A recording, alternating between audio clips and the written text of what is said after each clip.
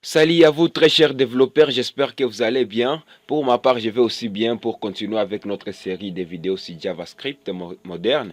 Alors, on a parlé précédemment de la notion des types de données et numbers.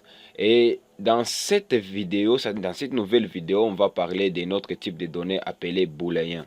Ok, rapidement, on se retrouve sur notre Visual Studio. Dans Visual Studio, on va créer les fichiers qu'on va nommer notre cinquième leçon sur les booléens, .js. Et dans les booléens.js ici, on ajoute quelques commentaires disant que les types de données booléens ici et les types de données booléens en JavaScript nous permet de faire la manipulation, ok, nous permet ici de faire la manipulation, la manipulation de la valeur vraie ou fausse, ok, de la valeur vraie ou fausse. Oups, j'ai inversé, vrai, vrai ou fausse, ok. Je vais juste consologuer ici, je vais juste afficher ces deux types de variables ici, j'ai true en anglais et false. Et je vais ne pas les confondre avec un string, je vais juste faire aussi avec un string. Vous voyez même la coloration change avec un string, donc c'est pas les mêmes, ok. Rapidement, je vais juste référencier la leçon ici, c'est notion de booléen. Et référencier ici ce fichier numéro 5, qui est point booléen. Alors, je suis là. Si je fais CTRL S, ça ne change pas. Je vais redémarrer le serveur.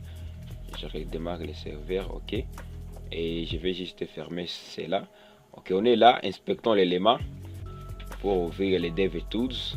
Alors, on est là. Vous voyez, même les navigateurs les distinguent par la coloration. Parce que là, c'est des choses différentes. On a les strings et on a notre première ligne qui affiche les deux valeurs booléens. Je vais juste effacer ça. Et venons voir quelques méthodes qui peuvent nous retourner un booléen. Ces méthodes qui pouvant nous retourner une valeur false ou vraie. Donc, on va les voir ici.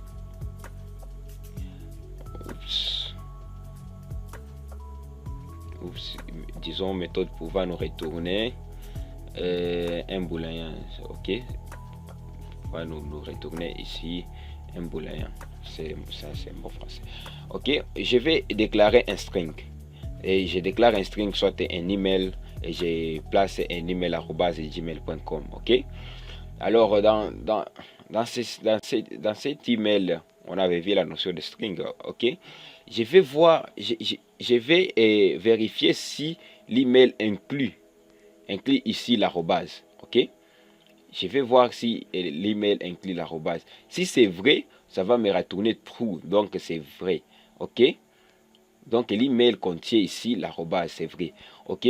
On peut voir aussi, on peut vérifier si l'email ainsi, l'email inclut. On peut vérifier si l'email inclut la lettre X. C'est faux, donc c'est false, donc ça n'inclut pas vraiment cette lettre, je m'excuse. On peut voir aussi quelques opérateurs ici pour faire la comparaison de certaines instructions. On peut voir les doubles égalités, l'exclamation avec l'égalité, la signe de supériorité, d'infériorité, la supériorité est égale et l'infériorité est égale. Comment est-ce qu'on peut les utiliser ici? Venons voir, on déclare ici l'âge. Et dans ces variables l'âge, on dit que l'âge est égal ici à 25. Et on déclare aussi une autre variable nombre et on place ici un string dedans. Alors, on va consologuer ici l'âge est égal à 25, c'est vrai, ici l'âge est égal à 25.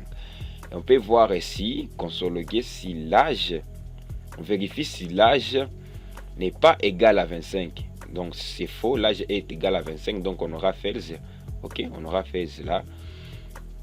Ok, on peut vérifier encore ici avec les opérateurs de comparaison. On peut vérifier si l'âge est supérieur à 30. Non, c'est faux, l'âge n'est pas supérieur à 30. Mais néanmoins ici, l'âge est inférieur à 30. Si on fait console log, l'âge inférieur à 30, oui, oui, l'âge est inférieur à 30. Donc on peut retourner ici et un booléen true, donc la valeur vraie. Et si on peut vérifier si l'âge est égal, inférieur ou égal à 25. Oui, l'âge est inférieur ou égal à 25. Il n'est pas inférieur, mais il est égal à 25. L'âge est supérieur à 25, c'est vrai, il n'est pas supérieur, mais il est égal à 25. Ok? C'est ça, c'est cette transaction qu'on peut faire avec l'opérateur pour retourner ici une valeur est vraie ou fausse. On peut regarder avec les strings ici. On peut voir ici si un string est égal à un seul avec M majuscule, c'est faux. C'est faux, c'est pas égal à M majuscule parce que ici en JavaScript, les M majuscules et les M minuscules n'est pas les mêmes. Donc JavaScript est strict ici sur la manipulation des lettres minuscules et majuscules. Ok, vous voyez que M est différent de M majuscule, ça nous donne true vraiment parce que c'est différent. Alors on peut voir comment est-ce qu'on peut implémenter une valeur fausse avec la comparaison de JavaScript. Il y a des fois vous pouvez faire la comparaison mais ça vous retourne une valeur fausse.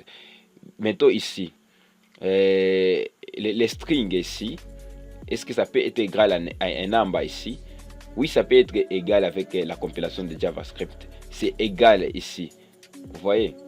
Si vous utilisez les doubles points pour comparer un string à un number ici, ça sera égal. Ok?